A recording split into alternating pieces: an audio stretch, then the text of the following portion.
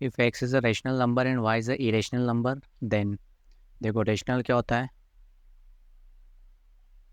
Rational number मतलब होता है जिसे हम पी अपन क्यू के फॉर्म में लिख सकते हैं। ठीक है, फॉर एग्जांपल 2/3, 5/3, 9/10। ठीक है, इस टाइप के नंबर क्या है? रेशनल नंबर है। एक और एग्जांपल जैसे 2.3 हो गया, 5.8 हो गया। ठीक है, 1.2 मतलब डेसिमल वाले नंबर। तो ये भी कैसा नंबर है? रेशनल नंबर है। क्यों है? बिकॉज इसको आप 23/10 लिख सकते हो ना। इसको आप क्या लिख सकते हो? 58/10। ठीक है, मतलब फ्रैक्शन के फॉर्म में आ सकते हैं, पी अपॉन क्यू के फॉर्म में आ सकते हैं, इसलिए ये भी रेशनल हो गए हैं। एक और एग्जांपल लेते हैं जैसे 2.333, this is up to infinite. मतलब ये कैसे नंबर्स हैं?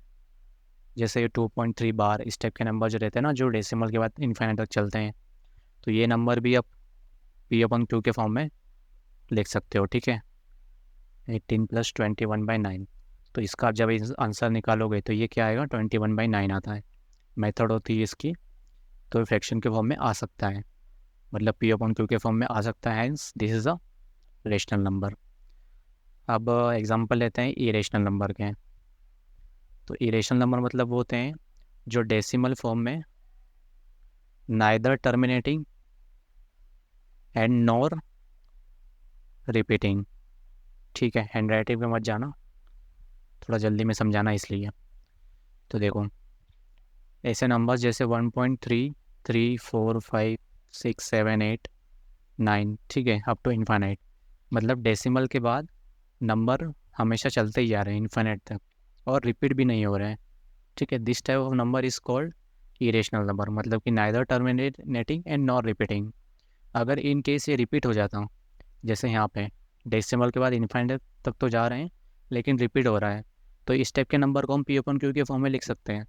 लेकिन इस टाइप के नंबर जो neither terminating and non repeating है, इसको आप पी अपन क्यू के फॉर्म में नहीं लिख सकते हैं। ठीक है, has this is a irrational number.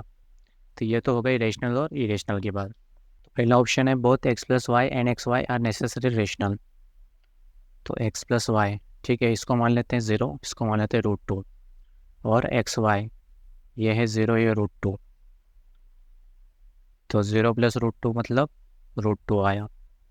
अब 0 × √2 मतलब 0 आया। ठीक है, तो दोनों रेशनल हो ये ज़रूरी नहीं है, इसका एडिशन इरेशनल आ रहा है। ठीक है, तो पहला ऑप्शन तो गलत हो गया। Both x + y and xy are necessary irrational हो, दोनों इरेशनल हो ये भी ज़रूरी नहीं है। जैसे ये रेशनल आ गया, ये इरेशनल ये रेशनल आ गया, ये इरेशनल आ गया, तो ये भी गलत ऑप्शन हो गया। x × y is necessary irrational, ये हमेशा इरेशनल रहेगा, ये भी ज़रूरी नहीं है।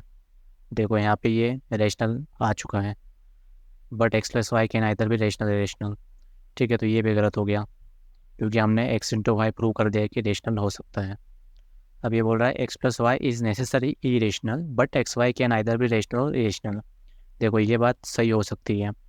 आप इरेशनल नंबर को अगर किसी रेशनल नंबर के साथ एडिशन करते हो तो हमेशा आउटपुट में इरेशनल ही आएगा, डेट इज़ श्योर। बट आप अगर एक इरेशनल नंबर को रेशनल के साथ मल्टीप्लाई करते हो तो मे बी आइदर ये रेशनल आ जाए, और मे बी आइदर ये क्या आ सकता है? इरेशनल भी आ सकता है। ठीक है, मान लो x को 1 मानता हूँ, y को √2 मानता हूँ, तो इरेशनल भी आ सकता है और रेशनल भी आ सकता है।